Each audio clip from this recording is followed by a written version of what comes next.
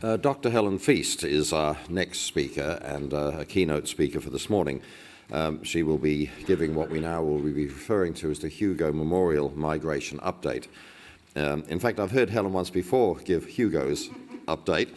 There was one occasion, as we know, Graham Hugo was called into state so very often internationally as well. And a very short notice in one of these update conferences, he was called away. And so Helen gave his, and did it with great skill, not only giving the excellent work that Graham did, but also adding her own take on this matter. And it was not surprising that she would be able to do that. She is the acting director of the Australian Population and Migration Research Centre, and she had worked there for 10 years, I think, with the late Professor Graham Hugo. Her work has a focus on the changing demography of Australia, and in particular South Australia's population. We have the issue of the demographics of ageing in our society, the intergenerational reports. We now have the second intergenerational report. I may say sometimes it strikes me with alarm that these intergenerational reports are seen as looming fear factor situations rather than circumstances of opportunity. As the face of our demography is changing, so can our opportunities change with that. And that basically comes, if I can just insert from my former Anglicare hat, a prejudice that society sometimes has that the ageing part of our population has lost most of its rights. The only right it has left is the right to be cared for, rather than the fact that it is a community in its own right, with its complete right of rights that everyone has, and therefore its complete capacity to contribute, albeit that that group of the population has had the good fortune to reach the last marathon of life at an older age. And it has its own challenges, of course, but nevertheless there is so much that can come with that. So the demographics of ageing is a very interesting population in a very deep sociological context as well as being in a demographic context. But I now get back onto theme. Sorry about that little sidetrack. Anyway, so Helen is an expert in all these areas, and this update session, the migration update, is really to help us work through, not only give us lots of information, but help provide the foundation for how the rest of the day goes, because we can get the context very accurately portrayed, in as much as any of these things can be portrayed with accuracy. Ladies and gentlemen, would you please welcome to the platform Dr. Helen Feist.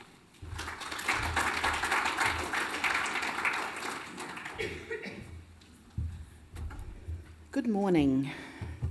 Yes, I've had to fill Graham's shoes on several occasions, but usually he prepares the slides, so today's been a bit of a challenge in getting things organised. But it is with great honour that I come here today to present the Graham Hugo Memorial Update. And as usual, it is a delight to be collaborating with the Dunstan Foundation on this important topic for South Australia. So, there we go. Of course, today's migration update is in honour of Graham, and we will be honouring that going forward. So not only is it a delight, but it's also a bit of a sad occasion for both the Dunstan Foundation and for the Australian Population and Migration Research Centre, as it probably is for many of you present here today as well. This is our first update without Graham, our esteemed and respected colleague, friend and mentor, who sadly passed away in January this year. Graham typically wrote very definitive pieces across many topics associated with demography, migration, and his particular passion, social justice. He was able to think outside the box. He was able to connect the dots and create bigger ideas than any one of us were capable of putting together. And he took those ideas to the next level almost effortlessly. His oral presentations invariably shaped discussions and encouraged listeners to engage in the debate. And as we've seen for the past few years in these migration updates, we've been able to engage in lots of debates about what migration means for South Australia. He was committed to the proposition that migration policy, if it's informed by evidence and done thoughtfully and administered smartly, would make a difference not only to the migrants themselves, but also to the sending and receiving countries where those migrants came from. It's no easy feat to continue in this field without his mentorship and guidance, and today in particular, I feel like I have very big shoes to fill. So this update is for you, Graham. So today I want to present not only some of the figures about Australia and South Australia in terms of our migrant population, but also to ask some questions about how migration is changing in nature and what that might mean for South Australia, about whether we're seeing migration as being about population growth or population stability for South Australia, or are we looking at it in terms of economic growth? Are we all about what it's going to bring to business and not what it's going to bring to community? Or is it a little bit of both? So Australia, as you probably realise, is a country built on migration. And this figure shows the components of population growth for Australia for the past 30 years, with the green line representing total population growth. The blue line is natural increase, so the net sum between births and deaths, which you can see is pretty steady. It doesn't really change much. The red line is migration, the net sum of in and out migration for Australia. And what you can see is how our pattern of growth is very much determined by what happens in migration, not what happens with babies and funerals. So, if we lived in a country without post-war migration, our population would be about 13 million people, not 23 or 24 million people. We can see what a big impact that has had. And if we look at some of the indicators of diversity in Australia, we can see that we have just over a quarter of us were born overseas. Of those, 16% are born in a country where English is not the first language, a culturally and linguistically diverse country. A further 18.8% of us have a parent who was born overseas. So if you put those that are born overseas with those who have a parent overseas, over 44% of us are a first or second born generation migrant. If you start to add in a third generation, your grandparents, we get an extraordinarily high number of us who've been touched by migration, who understand the migration experience at some level. Almost 1 in 5 of us speaks a language other than English at home. 22% of us have no religion. And if you look down the bottom, you can see that there were 133 different birthplace groups. This is in 2011 census, with more than 1,000 members. So the diversity within the diversity is enormous. And if you look at the very bottom, you'll see that as of March 2014, there were over 1 million people temporarily present in Australia. And of course, that diversity has changed over time. And we can see the changes in the demographic profile of Australia here from 1947, that post-war period, right through to 2012, where the white and grey areas represent those people from UK and Europe. The red are the New Zealanders. They just keep coming in as we go through. But you can see the increase in the light blue, which is people from Asian birthplace groups, and the black, which is people from African birthplace groups, and the dark blue, which represents the Middle East. So at the beginning, we are predominantly European-based migration, but these days we have a real mix of where people are coming from. And that diversity is going to continue to change. If we map that over time, we're going to see that the flux and flows of where people come from. So looking particularly at South Australia's changing ethnic profile, this is just looking at the 2006 and 2011 census figures. We can see that there are incremental changes in our own diversity too, with the slight decrease in the number of people Australian and New Zealand born, the slight decrease in the number of European born, but slight increases in other diverse areas of birthplace groups, those broad birthplace groups as well. And some of the indicators of the multicultural diversity of Australia and South Australia next to each other. Compared to Australia, we're not quite as diverse.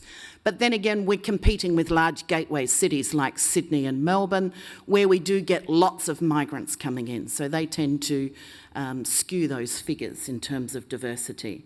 However, we can see that Australia has, South Australia, nearly half of us is an immigrant or has a parent who was born overseas, and the proportion of people from called populations might be lower than the Australian average, but 15% of us speaks a language other than English at home.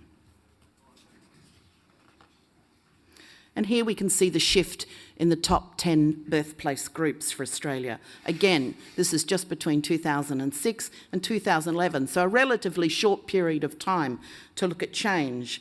But already India has surpassed England as the top birthplace group in that time. And we can see the rise of countries like the Philippines and Afghanistan as dominant birthplace groups within our state. So, migration has a lot to play. We are a country built on migration and diversity, and this is reflected in our population. But we need to ask ourselves the question, several questions in fact. As the paradigm of migration shifts to something that is no longer permanent, we are no longer talking about assimilation and integration, people moving from A to B and then settling in B for the rest of their lives. We are now looking at concepts such as transnationalism. Temporary migration, as Zoe pointed out, plays a big part in our migration numbers. Circular migration, people coming for a while and then moving back home, or moving on to a third destination. People with multiple mobilities and transnational identities, global citizens, if you will. So what is that going to mean for Australia? What does that mean for South Australia's population? And what does that mean for our economy? Is migration still the solution to an ageing population, to rural depopulation, to economic growth? Is it fulfilling the demand, or is it just fulfilling the demand we have for labour? The 3 Ds, particularly the dirty, dangerous and demeaning jobs that we so often feel that migrants can fill. So I wanted to talk briefly, because this is my passion, as Lynn pointed out. I had to slip ageing in here somehow. So I want to talk a little bit about migration and ageing. And here you can see for Australia the birthplace groups by age cohorts. And I want you to particularly look at the light blue cohort, which is the European-born, and the green cohort, which is the Asian-born. And you can see that the European-born, as you would expect, dominate those older age groups. They're the post-war migrants who came here and stayed and aged. The green groups, the much younger groups from about 20 through to the 40s, 50s, are the Asian population that is coming through. Now, normally we would say, this is wonderful, this is so predictable. This means we can tell what we need to plan for services in the future. We can look at this and say that in another 20, 30 years, those European migrants are going to work their way through the system, and we can start to prepare aged care facilities and aged care services to meet the dominant population groups. But is that going to be the case in a world that's full of temporary migrants and circular migration? Are they going to be here in 20, 30 years? Is that the population mix that we're going to be looking at? I think certainly for some, not everybody leaves. Some people like it here and stay. But I think we need to have to question the stability of those numbers going forward, and if that's truly the case, that we're going to be able to plan ahead as well as we used to. But of course, migrants have another solution to aged care that is often floated, and that's as workers in aged care. As we move into a country that is going to be predominated by an older cohort, we know that we're going to need more carers to take care of those people. We are seeing increasing pressure from different aged care providers and aged care interest groups to government to be able to look at a skilled visa or to look at a temporary workforce, for example, similar to what we have done with the seasonal workers from the Pacific, to be able to take care of our aged care needs. And I just quickly pulled these figures out of the 2011, so I haven't broken it down into people only working in aged care. This is for healthcare and social assistance. But you can see in South Australia we have about just over 100,000 people working in the healthcare and social assistance field. A quarter of those are born overseas, just over a quarter. 10% come from a called population. And I would suggest to you that at the next census period, those figures are going to be very different. We know that there are large numbers of people from a culturally and linguistically diverse background working in aged care.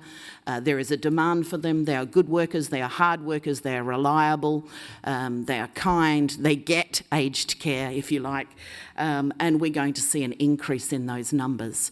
Whether they're permanent residents or whether they're temporary residents is a debate that we're yet to have. So moving on now to something that the conference is about today, is looking at migration as a solution to economic growth, or how it fits into our economic policy. And Zoe very kindly touched on the role that migrants play in different fields of our economy, particularly with the rise of the business visa. And I'm not going to talk much about the business visa today, but that's certainly driving a lot of interest in South Australia in terms of what they're able to bring to our state and our economy. But are we moving from population growth to economic growth as our focus in migration? So if we turn now to look at the different streams of migration, we can see that the humanitarian migrants, the red line at the bottom, stays reasonably steady because that's very tightly controlled by the Department of Immigration. So it remains, the numbers stay fairly steady. The black dotted line indicates the significance of the New Zealanders in our migration numbers. But it's the area of the skilled migrants. It's that green line that shoots up into the sky is where we can see the biggest growth. So we are focusing very much on skilled migrants in this country. And skilled migrants bring with them not only skills, but opportunities for our businesses and our economy. So looking at Australia's planned migration plan numbers for the last few years, we've got 2011, 12, 13 and 13, 14 here. You can see that the planning levels stay roughly the same, as does the number of skilled, which has increased slightly. Regional skilled, by the way, is a subset of skilled. It's not a separate group, so they are a subset within that. You can see that there's a significant downturn. Those figures, though, I think are just for 6 months, so don't consider those. That's for the end of 2014 period there. And also the humanitarian visa numbers are set outside those planning level numbers, so they are not included in there. But roughly they've stayed pretty steady along the way. So for South Australia, we had 6,764 skill stream visa allocations. The top occupations were professionals by far, then managers and technicians and trade. The top source countries, India, by a long way, 2,084, compared to China, the next highest was 726. So looking briefly here, this figure looks at the mix of onshore and offshore visa category outcomes, with orange being the onshore allocations. So if you look at the skilled, independent and employer-sponsored categories, the bottom lines on that graph, you can see that people here, these are the categories where we get the largest proportions of onshore visa allocations. So that's people that are already here, as Zoe alluded to. It's not necessarily new people coming into the country. This is the churn from temporary migration to permanent migration that we see. And this is particularly true for the employer-sponsored migrants, that very bottom bar. So, are people trying before they buy? Is that what's happening? That people are coming in on a temporary migration, realising that it's a great place to live and staying. and looking particularly at those employer-sponsored numbers outcomes. Here we can see the significance of the onshore visa applications, the blue ones, compared to the offshore visa applications. So turning now to look at temporary migration, there are three components. We have the overseas students, the black line, we have the working holiday makers, the red line, and then we have the 457 skilled visas, the green line. They're the three that we're going to concentrate on here. So as you can see, they've all gone up, except for the downturn in the student visas, which was at the time of the issues that we had with violence around students in around 2009-10. We saw a sharp decrease, but we have since seen increases in those numbers since that time, and we'll see some figures for that in a minute. So obviously the students are providing some labour force. They are allowed to work a minimum number of hours, but we shouldn't call them our labour force. That would be rude.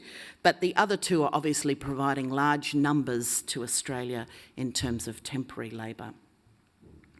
So if we look at the temporary visa allocations for South Australia for 2014, we can see that the 457s was down slightly by 10%.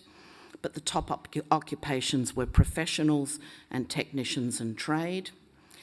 But by far the largest numbers are with student visas.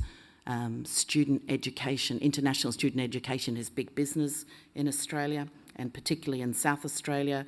And obviously they dominate our higher education category, with vocational education being the next highest. If we look at the working holiday maker scheme, so the working holidays are often very much about trying before you buy. It's about coming and funding your holiday by working for some of that time in Australia. Enormous numbers for Australia. So a first application, so that's someone applying from overseas to come, 183,626 in the 2013-14 period.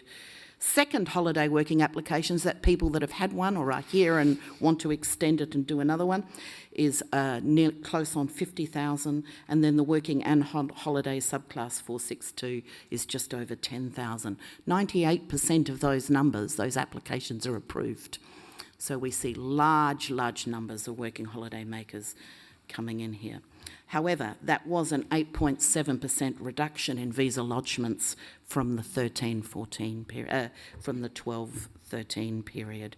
So there's been a slight downturn.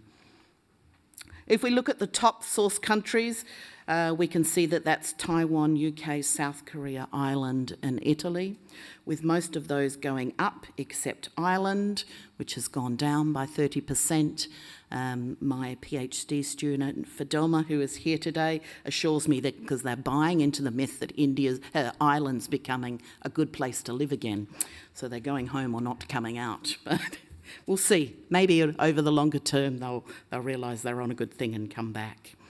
So this is a group that provides a lot of labour to South Australia and to Australia as a whole. And we need to think about what we're doing with them in terms of workers' rights, in terms of what sort of industries they're working for, to understand that patterns and flows of work and their contribution to the economy a little better. So we need to ask ourselves, what role is temporary visa holders? What role are they playing in our economy? What role are they playing in our communities? Is it about try before you buy? The numbers, the churn over to permanent visas would suggest that that is the case. So if we provide them with a good enough experience, with good enough work conditions, with the right type of work, are we more likely to attract them as permanent residents? Are they here because they have specific roles to fill, particularly in rural and regional Australia? We see a lot working in seasonal agriculture and viticultural work. Do they have a role to play beyond those 3D jobs, the dirty, dangerous and demeaning work, to provide other opportunities? And what are the implications for rural and regional Australia of large numbers of temporary workers in terms of community, in terms of society, and in terms of integration? So as the migration paradigm shifts from one of permanent moves from birth countries to adopted countries, we now see more complex patterns of mobility and connection, with the acknowledgement of multiple identities and global citizens.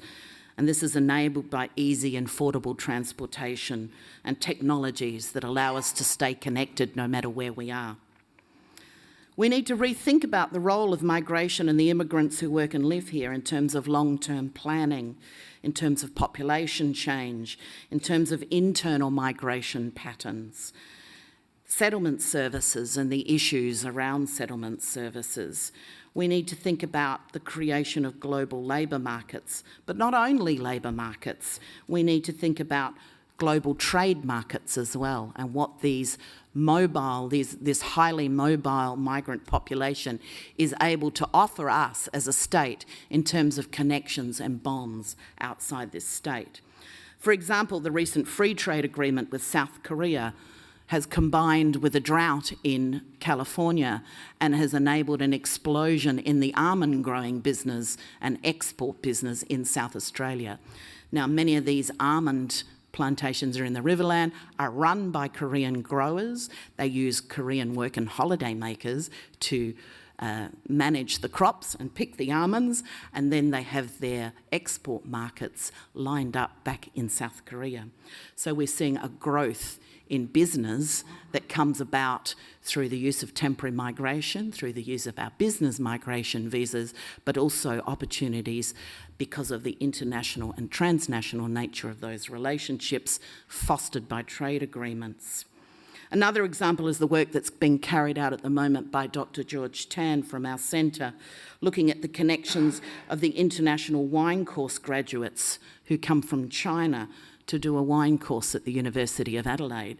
Part of that course is a placement in at least one winery in South Australia.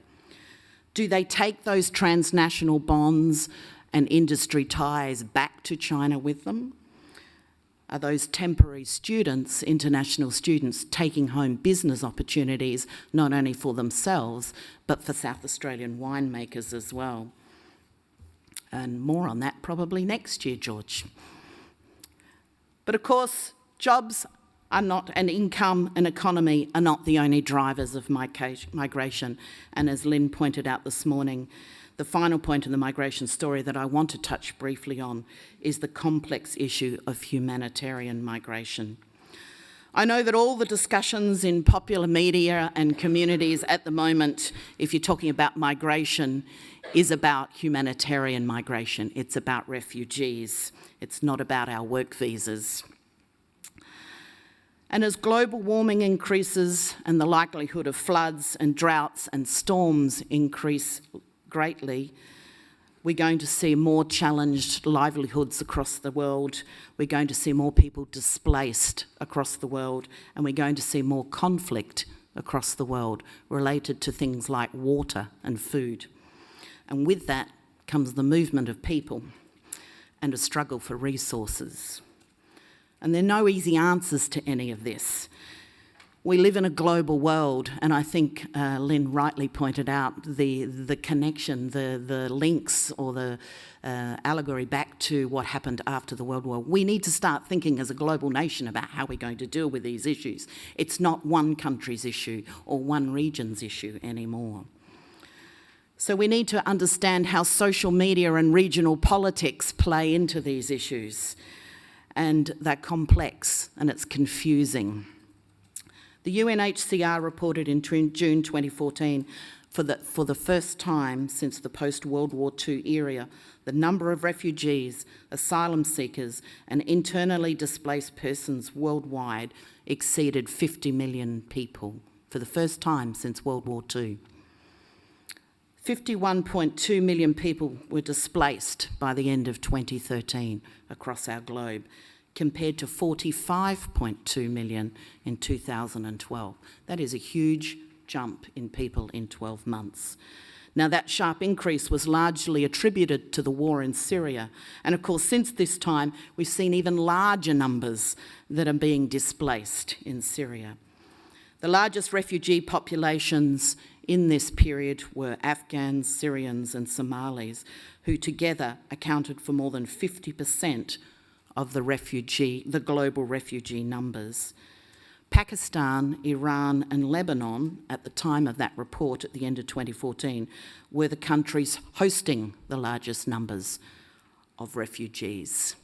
So it's not a Western world problem that we're talking about here. And as Australia and the rest of the world debates whether it is best to provide refugees with a new home through humanitarian resettlement programs, or whether it's best to give resources and aid to the countries that need it most, to enable people to stay in their homes or near their homes until it's safe to go back, I wanted to shift the discourse a little bit to look at, we focus so much on what refugees cost us in the short term. We think about what we're going to have to provide in terms of millions of dollars, what it's going to cost us to bring 12,000 Syrians to Australia in the short term. But I wanted to think about the long-term economic gains of refugees to a country like Australia, just briefly. And part of this comes out of some work, and I'll put the links up in a minute to 3 reports that I'm going to talk about. The first is one that Graham did in 2011. The second is a piece of work that George Tan and I did that finished early last year. And the third piece is a recent thing that came out from the ABS. But I've just sort of combined the results for you to make it quick and easy, and I know we're nearly at the end. So the key features of the demography of this group are that they tend to be younger than other migrants. There's a high proportion of children and youths. So for a country, that can be quite a demographic dividend. We're getting people where we're able to educate them and provide them with the resources to go out and become good tax-paying employees. Their fertility is slightly higher. There's lower levels of settlement loss, so they tend to stay more than other groups. They're less mobile.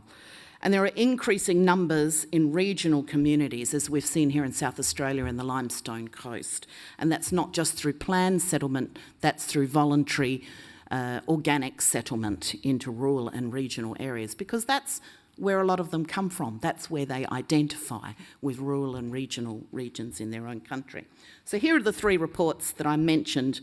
I'm very sorry about the really long links, but I understand that the Dunstan Foundation are going to put the slides up on their website, so you'll be able to look at them then. Don't madly sort of write down 3 levels of the alphabet to try and work out what those links are. I particularly wanted to focus on these because all of them had an element that looked at the wonderful economic and social contributions that refugees and humanitarian migrants make to our community. And I've kind of just summarised the results here. They're often more, as I said, more willing to live in rural and regional Australia. They're willing to fill those low-skilled jobs. They're willing to be employed just about anywhere to have a job. And they have a reputation as hard workers, as good workers that will provide back to that community. And that includes seasonal work. The work we did in the Limestone Coast showed that a lot of Afghanis are actually quite comfortable with seasonal work because that's the way their livelihoods were back at home. You worked for the months of the year where it was productive. When it was really cold and freezing and snowing, you didn't have work. So you engineer your life around seasonal work. And that is often the case here as well. However, they might be willing to do those hard jobs and do the seasonal work, but they are quite aspirational and they're quite upwardly mobile, particularly for their children. And you will see that their children often end up with higher levels of education than our Australian-born children. They tend to be more entrepreneurial. They are risk takers by nature. That's how they got here, because they're risk takers. So they're quite willing to take risks around business, including fostering international trade links, and that increases over time. So we need to think not just about the immediate costs of humanitarian and refugee migrants to this country, but what are the long-term benefits as well. And so just to conclude, as the paradigm of what it means to be an immigrant in a global world changes from one of integration and assimilation, from A to B, We move to transnational and global identities, A to B, back to B, B to C, C to D, maybe back to A. We've got to understand what's that going to mean for Australia and South Australia. How does that fulfil our population needs? How does that help our economy or hinder our communities? Or does it help our communities? And we need to understand what role it's going to take in population change and in growth in the future. Thank you.